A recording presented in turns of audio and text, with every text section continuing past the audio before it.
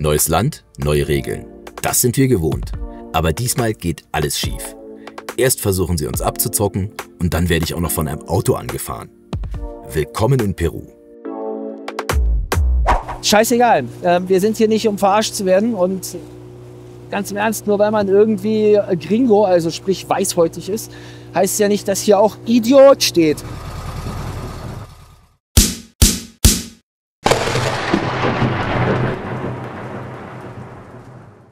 Willkommen zum neuen Video mit uns. Hallöchen, willkommen. Ja, schön, dass ihr wieder da seid.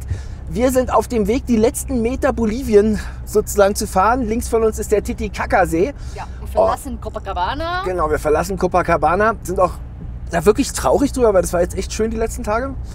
Und jetzt in 8 Kilometern kommt die Grenze nach Peru. Dann reisen wir in unser, was ist denn das überhaupt, 5., 6. Land in Südamerika ein. Oder 7. sogar, keine Ahnung. Es ist echt krass. Also die Zeit verrennt und jetzt geht's auf nach Peru. Wir sind total aufgeregt. Also, auf geht's.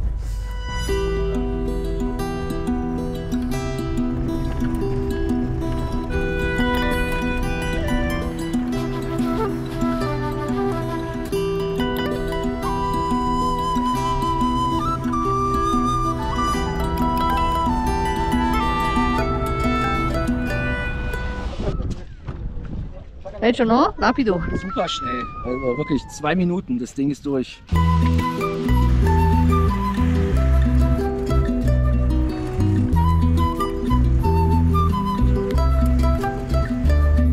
Oh, Erledigt? erledigt, el coche cancelado de Bolivia. Schön. Me dejaron los 2 papeles, ahora creo que uno lo presentamos y listo, y entramos en Perú. Schön, auf geht's.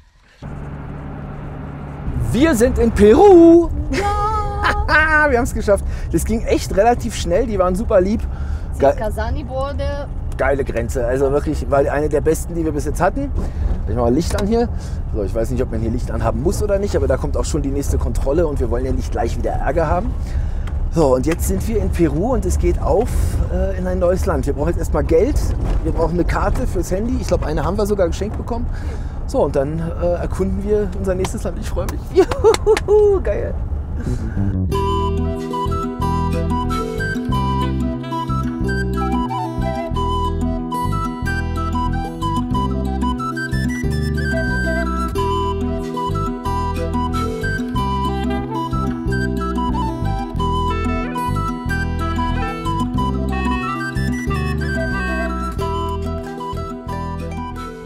Beim Spritpreis waren wir zuerst schockiert.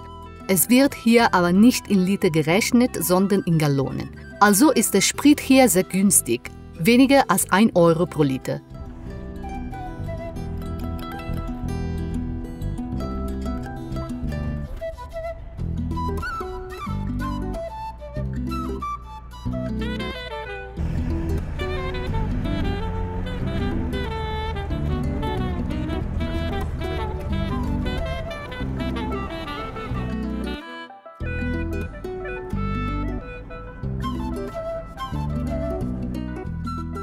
Hier in Puno wollen wir uns unbedingt etwas ganz Besonderes anschauen.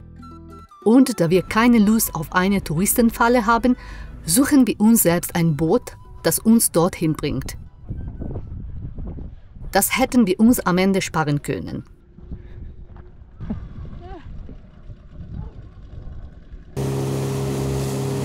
Wir sind in Puno, haben es geschafft und Puno ist für eine Sache total bekannt. Wer sich ein bisschen auskennt in Südamerika, wer vielleicht schon ein paar Dokus gesehen hat, kennt es. In Puno gibt es die schwimmenden Inseln und da wohnen die Urus. Und wir sind natürlich Sparfüchse und haben uns wieder für die günstigste Fahrt entschieden. Und jetzt haben wir natürlich nicht unbedingt das luxuriöseste Boot. Aber egal, es fährt. Hauptsache, wir kommen da drüben an. Das ist das Wichtigste. Unser Kapitän ist sich nicht so ganz sicher, ob hier noch Sprit im Tank ist, aber das werden wir schon hinkriegen. Alessandra macht sich fertig fürs Filmen. Und Mali ist hochbegeistert. Mali, wie ist das? So, jetzt fahren wir raus. Die sind hier auch direkt vor der Küste. Und diese Inseln, die wachsen halt auf Gras. Also sprich, da wächst von unten, vom Boden her Gras nach oben. Und auf diesen Grasinseln haben die ihre Häuser gebaut und leben dort. Ja. Und vom Fischfang natürlich, heutzutage von den Touristen. Ist auf jeden Fall eine Sache, die man hier gesehen haben muss. Tu nombre es Alex, no? Este nuestro Kapitän Alex. Das da ist das Gras, auf dem diese Inseln stehen. Das schneiden die immer und legen das oben wieder drauf.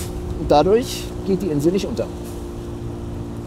Na guck mal, was ist denn das da? Guck mal da. Da, was ist denn das da?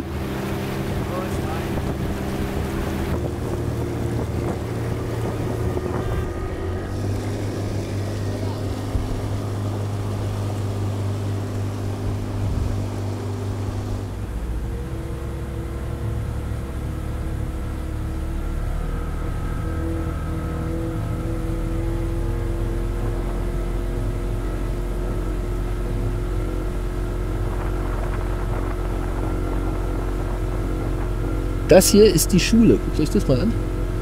Hier gehen die Kiddings zur Schule. Wir sind mit dem Motorboot hingefahren. Und dann haben die hier ihre schwimmende Schule. Und diese ist auf Pontons. Seht ihr das? Die ist also richtig schwimmt und zwischendrin ist nur diese Grasinsel, die sozusagen wie der Gemeinschaftsplatz ist. Und dass die Schule oder die schweren Häuser nicht untergehen, sind eben Pontons drunter. So, und schaut euch das mal an. Hier gibt es sogar einen Fußballplatz. Ja, das ist die einzige Erhöhung, die es hier gibt. Da ist der Fußballplatz. Ich habe gerade gefragt, was passiert, wenn der Ball runterfliegt. Ja? Und hier sind ja ständig Boote, die um den Fußballplatz rumkreisen. Und wenn der Ball runterfliegt, wird er halt von Booten eingesammelt und wieder zurückgebracht. Unglaublich. Und das alles auf 4000 Meter. Wir sind immer noch auf 4000 Meter. Das muss man sich mal vorstellen.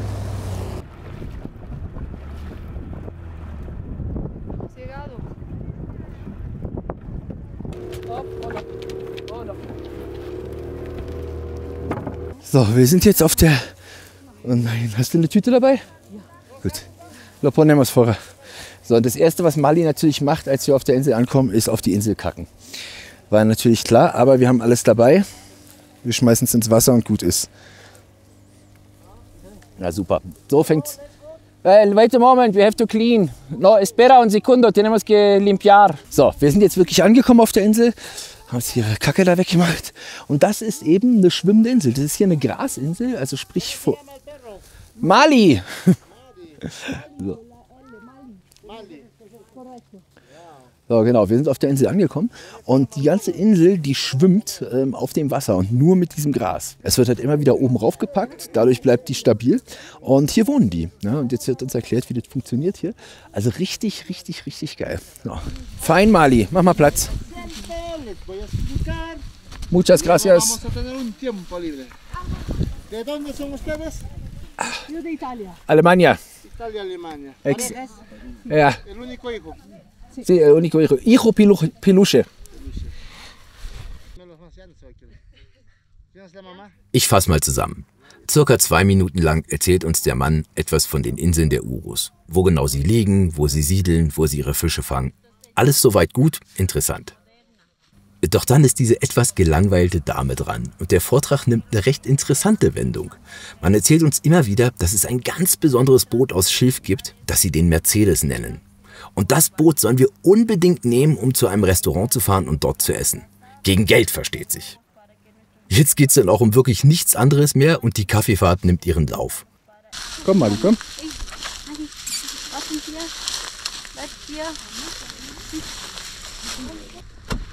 Con permiso. Aquí se vive. Acá yo vivo. Esta es la cama de dormir. Esa es mi dormir cama, pero yo el sol. ¿Está frío? Sí, sí, frío. Tiempo de helada estamos entrando. Ok, ahora viene frío otra vez. Sí, hace frío, ¿ya? Y así nomás nosotros vivimos en acá. Sí. Nosotros estas artesanías vendemos. Esas artesanías. Sí. Ya con esa platita salimos a Puno a comprar. Ah, Sí. na, nosotros pagamos en Mercedes-Benz para colaborar. Mercedes-Benz, ¿vamos a viajar? Sí, claro. Esto es nuestra parte de colaboración. Esta artesanía es para mí.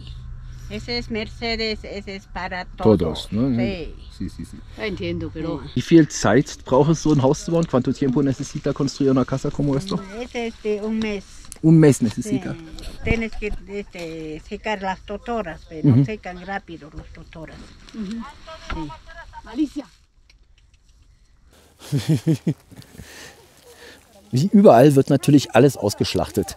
Und also hier wirst du wirklich wie bei einer Kaffeefahrt in so eine Hütte reingestopft und dann versuchen sie dir irgendwie ihre Artesanias zu verkaufen, also ihr Handwerk, was überhaupt nicht von ihnen ist. Also das ist Massenproduktion, die sie irgendwie einkaufen und weiterverkaufen. Und die hat echt nicht Ruhe gegeben, bis wir dann endlich für 2,50 € so ein blödes Amulett gekauft haben. Also ganz für den Arsch. Na egal. Aber auf jeden Fall mal interessant zu sehen, wie die hier leben. Und dass sie das echt schaffen, hier auf der Insel nur aus diesem Zeug, also nur aus diesem Stroh, alles zu bauen. Ne? Boote, Häuser, alles. Und die leben hier die gesamte Zeit und alle 10 Tage müssen die halt die Insel sozusagen erhöhen, weil wenn die das nicht machen, dann geht diese Insel halt unter. Und die meinten, in der kalten Zeit ist es hier schon richtig schrecklich. Und wir sind jetzt eigentlich in der kalten Zeit, also insofern, gut, haben wir vielleicht einen Glückstag erwischt, heute ist nicht so viel Wind. Aber gut, jetzt fahren wir mit dem Mercedes, also sie nennen es Mercedes und das ist so ein nachgemachtes Pontonboot, was nicht mal echt aus Schilf ist. Also ich fühle mich wirklich ein bisschen abgezockt als Tourist. Na egal, das wird noch ein bisschen Diskussionen geben gleich mit unserem Bootsführer. Der hat auch noch das schrecklichste Boot von allen und wir zahlen genauso viel wie alle anderen. Und jetzt fahren wir auf irgendeiner Plastikschüssel, die sie irgendwie Mercedes nennen und die aussieht wie so ein Rattanboot, aber nicht Rattan, also nicht dieses Material ist, zu irgendeinem Restaurant und werden da weiter ausgequetscht. Na gut, vielleicht können wir da wenigstens mal auf Toilette gehen. Ist das ein Mercedes? Ese es Mercedes. Ah, okay, guay. Vamos, Mercedes. Je näher das Boot kommt, desto mehr fühlen wir uns verarscht. Die haben nur ein einziges Ziel. Die wollen uns mit ihrem Plastik-Mercedes zu einem Restaurant fahren, wo wir dann doppelt so viel bezahlen wie in jedem anderen Restaurant an Land. Wir haben keine Lust mehr. Estuvimos los más rápido a visitar esta isla. Por suerte hemos tomado el barco privado, pero podemos escapar de Also, das war's jetzt, die Mega-Touristenfalle. Die wollten uns echt auf so ein Plastik-China-Rattanboot stopfen und uns erzählen, das ist der Mercedes. Denn verkaufen sie uns irgendwelchen Kunstscheiß, der überall hergestellt wird, aus Plastik ist für den Arsch. Die hat so lange Druck gemacht, bis wir echt für 10 Sol was gekauft haben. Das sind jetzt nur 2,50 €, aber scheißegal. Wir sind hier nicht, um verarscht zu werden. Und ganz im Ernst, nur weil man irgendwie Gringo, also sprich weißhäutig ist, heißt es ja nicht, dass hier auch Idiot steht. So, das heißt, wir haben dem jetzt gerade gesagt, nee, kannst du uns am Arsch lecken. Wir gehen weder ins Restaurant noch irgendwas. Wir wollen dein scheiß Essen nicht, wir können selber kochen. Und es ist uns auch ganz egal, ob das hilft. Ich kann spenden, wenn ich will, aber ich brauche keine Kaffeefahrt. Also, das war's. Die schwimmenden Inseln von Puno, ein absoluter Geheimtipp, nicht hinzugehen. Könnt ihr euch komplett sparen. Völlige Scheiße. So, wir... Ja, also man kann auch meinetwegen vielleicht eine Privattour machen oder wie auch immer, aber die organisierte Tour hier, die war echt für den Arsch. So, ist egal jetzt auch. Wir fahren jetzt zurück, nehmen unser Auto aus dem Parkplatz raus und fahren weiter. Also völliger Dummfug. Ciao, ciao. Und das ist das richtige Rattanboot. Der echte Mercedes, der ist jetzt allerdings schon ein bisschen kaputt, dieser Mercedes hier. Aber das ist das echte Rattanboot. Von Freunden haben wir gehört, dass es auch Inseln gibt, die noch authentisch sind. Dort kann man sogar übernachten. Aber die kommerziellen Touren in Puno kann man sich sparen.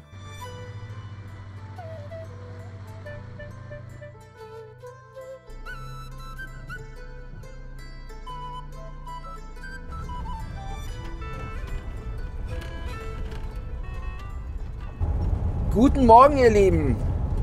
Es geht weiter. Wir haben ja die Schnauze voll. Wir verlassen Puno und fahren Richtung Arequipa. Wir wollen runter, wir wollen raus aus der Höhe. Wir haben einfach keinen Bock mehr auf 4000 Meter, auf minus 2 Grad in der Nacht und immer eine dicke Jacke abends, nie draußen sitzen können. Das ist auch doof. Deswegen fahren wir jetzt runter aus den Bergen. Und wir haben auch die Schnauze voll. Also Puno, ganz im Ernst, also wenn ihr mal den Titicacasee besuchen wollt, dann geht unbedingt nach Copacabana in Bolivien. Also viel süßer, das ist auch touristisch, aber nicht so... Also die Schönheit ist einfach an Puno vorbeigelaufen und das ist der reine Abzockort, also das kann man sich echt sparen. Also für uns, ja, wie gesagt, also wir brauchen uns nur einmal touristisch abzocken lassen, das machen wir kein zweites Mal. Und deswegen geht es jetzt nach Arequipa und Arequipa soll total schön sein, dass wir bisher gesehen haben, super viele alte Gebäude, also echt was Geiles und wir haben Glück, also wir können direkt in der Stadt parken, da gibt es einen Parkplatz und den suchen wir jetzt, den steuern wir an, das sind aber 300 Kilometer, also gibt es jetzt... Speedbomb. So, also gibt es jetzt erstmal eine schöne Runde fahren durch den Altiplan und dann raus aus den Bergen. You say you don't know where you go, so come.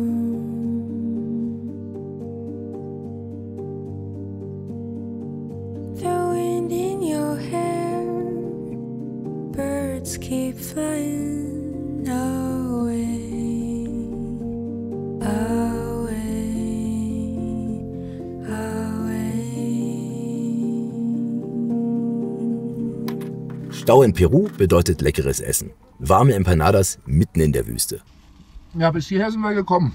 Wir müssen warten jetzt. Genau, also wir müssen jetzt warten. Es ist jetzt 12:15 Uhr. Und um 2 Uhr dürfen wir weiterfahren in die Richtung. Bis 2 Uhr fahren sie alle nur in diese Richtung, also in die andere. Und dementsprechend stehen wir jetzt hier. Aber, wie immer in Südamerika, gibt genug Leute, die Geld verdienen wollen. Also gibt es leckere Empanadas, die sind richtig gut. Blätterteig heißt hier 1000 Blätter. Schon gut, ne?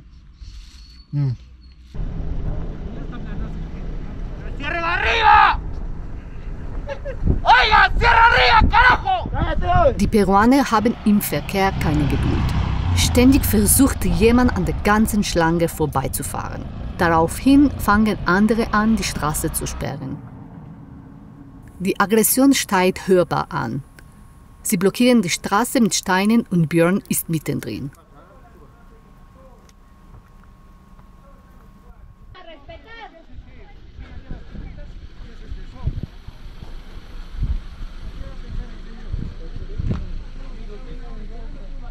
Was ist passiert? Que vienen coches de lado, rápidamente intentan de ponerse dentro de la fila, pero justamente la gente que está ahí no quiere, yo tampoco, y ahora está este al lado que quiere ponerse dentro. Und wir lassen ihn nicht rein, richtig? Me parece que cada uno tiene que hacer la fila, ¿no? So sieht's aus. Es como es. So sieht's aus. Mit einem Mal geht es ganz schnell, die Straße ist wieder offen. Die Peruaner starten wie bei der Formel 1. Keiner nimmt Rücksicht. Dann höre ich Björn laut schreien. Ein Auto hat ihn angefahren.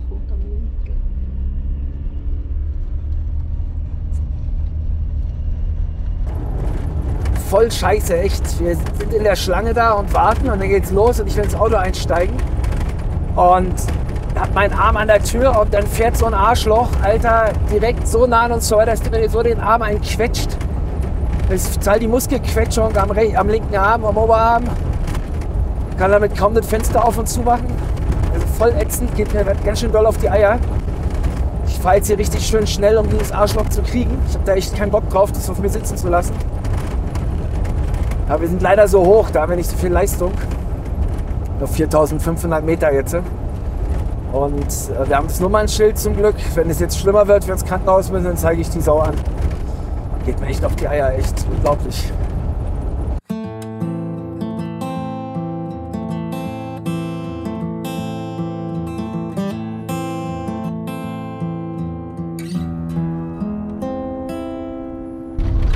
So, naja gut, den werden wir aber nicht mehr kriegen. Der ist über alle Berge, die rasen hier wie die Bekloppten. Also das ist in Peru echt ein bisschen komisch. Wenn es jetzt schlimmer wird mit dem Arm, dann gehe ich morgen ins Krankenhaus und zeige den halt an. Aber es ist halt so krass, dass ich meinen kleinen Finger und den Ringfinger nicht richtig spüre so und der ganze Arm halt gleich taub ist und den hochzuhalten jetzt mit der Kamera ist schon ein richtiger Kampf. Na egal. Schöner Anfang in Peru. Abgezockt, verarscht und verletzt.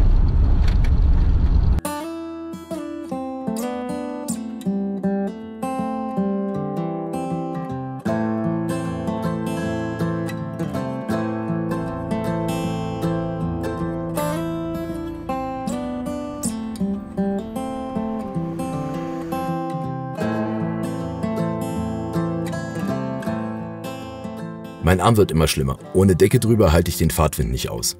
Ich kann kaum noch das Lenkrad halten.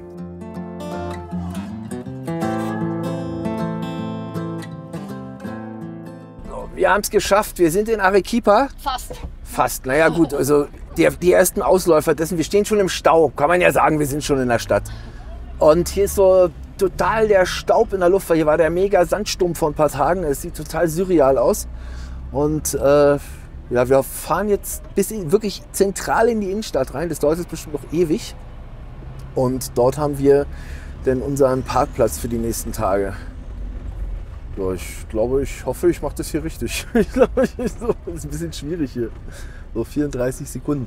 Das Geile ist, hier in Südamerika wird immer an den Ampeln angezeigt, wie lange die noch rot ist oder wie lange die noch grün ist. Super sinnvoll, weil du weißt schon vorher, gibst halt nicht Gas, fährst halt nicht wie blöd auf die Ampel los zu und musst dann bremsen. Das finde ich eine richtig gute Lösung. Haben wir irgendwie noch nicht entdeckt in Deutschland. Ja, ihr Lieben, Arequipa. Also, geile Stadt. Wir sind auch schon seit 2 Wochen hier. Wir haben euch ja gesagt, wir haben 2 Wochen keine Zeit, wir können nicht filmen, es gab keine Videos von uns. Und jetzt bei einer kleinen Inca-Cola, wohl bemerkt, ja, Inca-Cola, gibt es auch nur hier. Sieht aus wie Pipi, aber ist Inca-Cola. Und bei einer kleinen Inca-Cola erzählen wir euch jetzt mal, was hier die 2 Wochen so los war. Heute mal kein Bier, heute Inca-Cola. Prost. Prost, mein Schatz. Prost. Wir trinken aus der Flasche. Ein typisches Getränk von Peru, ne? Genau, gibt es nur hier. Also, haben wir auch in Bolivien schon gesehen. Bolivien war Starbucks. Aber wie der Name schon sagt, Inca-Cola. Das heißt also, das gibt es hier in den Anden. Das ist das ehemalige Getränk von hier. Aber Coca-Cola hat es mittlerweile aufgekauft. Love it or leave it. Also, es ist eine Mischung, also ich würde sagen, aus Red Bull más o menos, aus Red Bull und Huba Buba Kaugummi. Also ist schon sehr, sehr anspruchsvoll. Also ich glaube, es ist auch eine Sache, die ich mir nicht so allzu oft kaufen werde. Thomas. So, danke schön. Also, mal kurz zur Story. Also wir sind seit mittlerweile 2 Wochen hier. Die erste Woche hatte ich echt noch zu kämpfen mit meinem Arm. Das war so krass, das ist richtig blau geworden. Der hat mich einfach, also mein Arm war an der Autotür, die Autotür war hier und ich wollte die gerade zumachen und dann haut der mir von hinten mit seinem Auto gegen den Arm gegen und dreht mir den halben Arm mit dem Muskel über die Tür drüber. Also ich hatte richtig Probleme. Ich habe heute noch Probleme, das ist jetzt, wie gesagt, über 2 Wochen her. Und ich spüre es immer noch. Aber alles in Ordnung, zum Arzt sind wir nicht gegangen. Anzeige bringt eh nichts. Gut, so ist das halt. Warum waren wir 2 Wochen hier? Also wer uns verfolgt, der weiß das. Wir haben ja in unserem Live-Chat darüber schon gesprochen.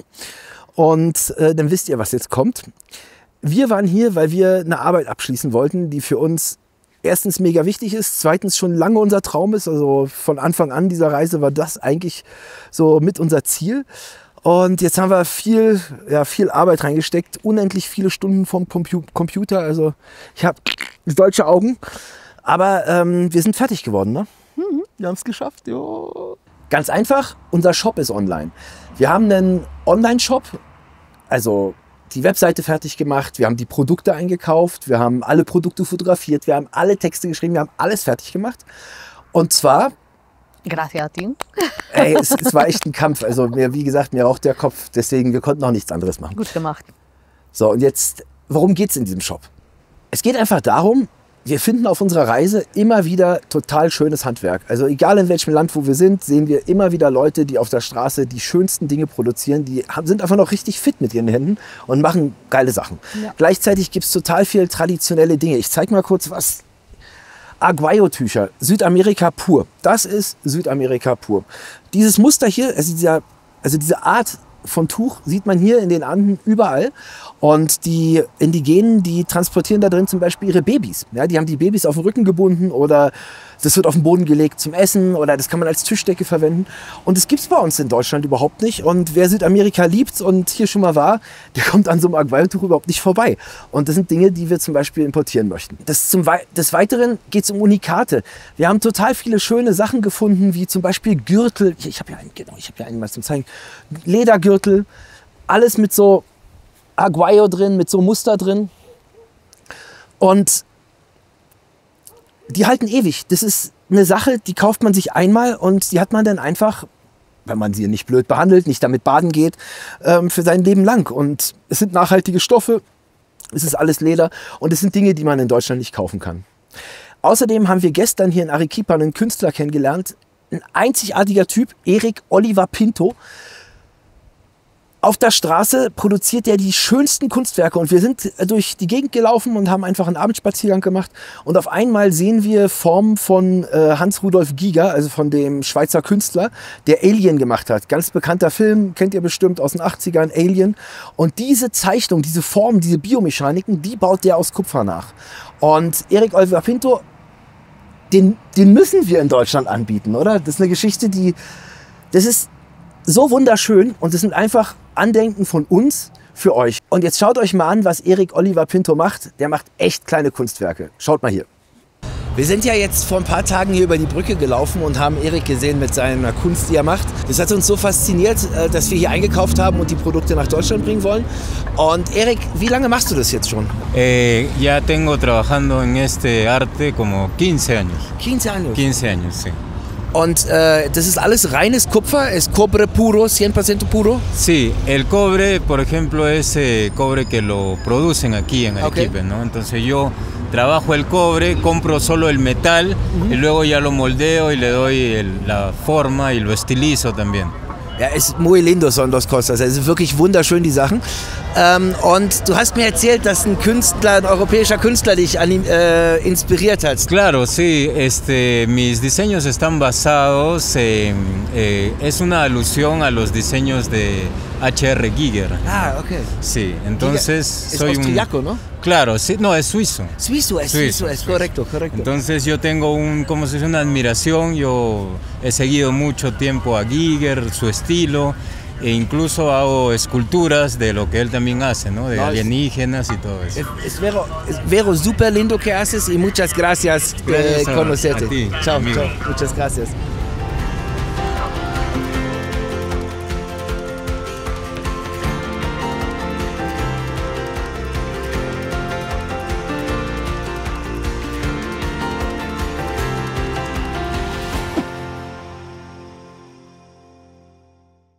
Alles, was wir in unserem Shop verkaufen, haben wir auf unserer Reise gefunden. Ihr könnt also einen Teil Südamerika kaufen. Außerdem ist unsere Mission, die Händler hier vor Ort zu unterstützen. Das heißt, zum Beispiel am Beispiel von Eric, er verkauft seine Sachen auf der Straße und der ist so heidenfroh darüber, dass er heute seine Artikel sozusagen über uns in Europa anbieten kann. Der hat sonst überhaupt gar keine Chance. Ja, er kann Glück haben, dass ein Tourist vorbeikommt und irgendwie einen Teil kauft. Aber wir haben einfach alles gekauft und bieten es euch in Deutschland an. So, und damit unterstützt ihr nicht nur uns auf unserer Reise, sondern wir unterstützen auch die Leute vor Ort hier in Südamerika direkt, ohne einen Großkonzern, der dazwischen hängt, ohne irgendwelche blöde China-Ware, die die Müllberge wieder füllt. Und genau das machen wir in unserem Shop. Wenn euch das interessiert, unser Shop heißt Rhodes Market. Und unterhalb vom Video in der Beschreibung ist der Link zu unserem Shop. Da könnt ihr einfach mal raufklicken. Es sind alles Unikate. Es gibt jedes Teil nur ein einziges Mal. Und wir sind so aufgeregt. Genau, wir sind so aufgeregt. Wir hoffen, das gefällt euch. Und das haben wir in den letzten 2 Wochen, ja, wie die Bekloppten gemacht. Also unterhalb des Videos in der Beschreibung ist der Shop. So, und die andere Sache, die wir gemacht haben, wir sind noch nicht fertig. Also wir hoffen, dass es bis nächsten Montag fertig ist. Wir arbeiten wirklich wie die Bekloppten dran. Wer unseren Kanal verfolgt, kennt unseren Film über Patagonien. Ja. Eines unserer erfolgreichsten. Ist 1 Jahr alt. Genau, ist 1 Jahr. Es ist jetzt fast 1 Jahr im Oktober letzten Jahres. Ja. Und wer den noch nicht gesehen hat, der ist hier oben verlinkt, der Film Patagonien. Und in diesem Film Patagonien haben wir ja was anders gemacht. Wir haben ja einen Film gemacht. Das heißt, es ist kein normales Video von uns, wo wir einfach viel erzählen, wie jetzt gerade, sondern es ist ein Film. Es ist mit richtig guter Musik, richtig große Bilder und einfach transportierend, dass man wirklich 1 Stunde davor sitzt und von uns mitgenommen wird. Das ist ja das, was wir bei Rauthausbus machen wollen. Und da kommt eben am 22.09., ist das richtig? Unser nächster Film. Und da sind wir jetzt schon ewig dran an diesem Film. Also wir haben schon über Wochen Material gesammelt. Wir schneiden mittlerweile seit über 1 Woche das Material zusammen.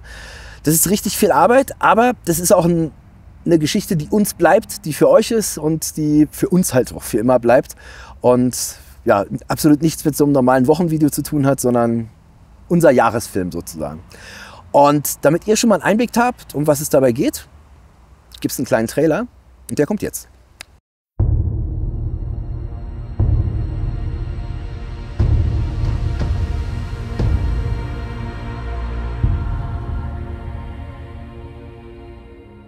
Von den eisigen Gletschern im Süden bis zur trockensten Wüste der Welt. Vom Pazifischen Ozean bis zu den höchsten Gipfeln der Anden. Kalte Regenwälder, unbefestigte Straßen, 5000 Meter hohe Pässe und die sengende Sonne der Atacama-Wüste. Wir begeben uns auf 8000 Kilometer durch ein Land der Gegensätze, die unseren 40 Jahre alten VW-Bus oft an seine Grenzen bringen. Wissen wir wirklich, was uns erwartet? Komm mit uns auf ein unglaubliches Abenteuer. 8 Monate durch ganz Chile.